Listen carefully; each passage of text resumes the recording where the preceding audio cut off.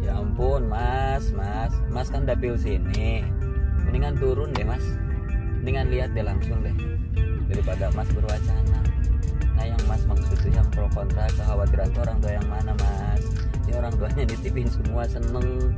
Bupati Purwakarta, Sapul Bahri bin Singh, atau yang dikenal dengan nama Umsir, menanggapi kritik dari anggota Komisi 10 DPR RI, Verel Bramasta, terkait kebijakan pengiriman siswa ke barak militer.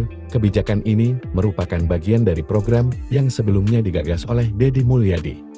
Mantan Gubernur Jawa Barat, Verel menganggap bahwa pendekatan disiplin fisik semata tanpa memperhatikan aspek psikologis dan spiritual tidak cukup efektif dalam membentuk karakter anak muda.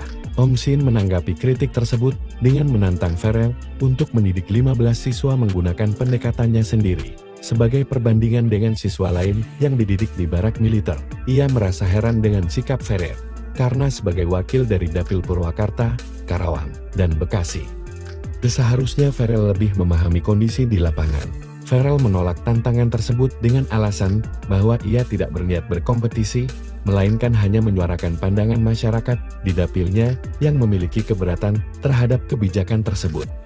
Dia menegaskan bahwa dirinya tidak menolak program tersebut secara keseluruhan dan membuka diri untuk hadir jika diundang untuk meninjau langsung pelaksanaan program pendidikan di barak militer. Selain itu, Verel juga mengingatkan para pejabat, termasuk Komsin, untuk tidak bersikap anti-kritik.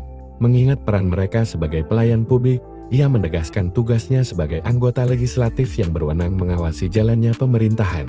Di sisi lain, latar belakang Sapul Bahri bin Singh diungkap ia merupakan lulusan STH Miftahul Huda dan aktif di berbagai organisasi seperti HME, PNP, Dapensi, HIPME, dan APDSE.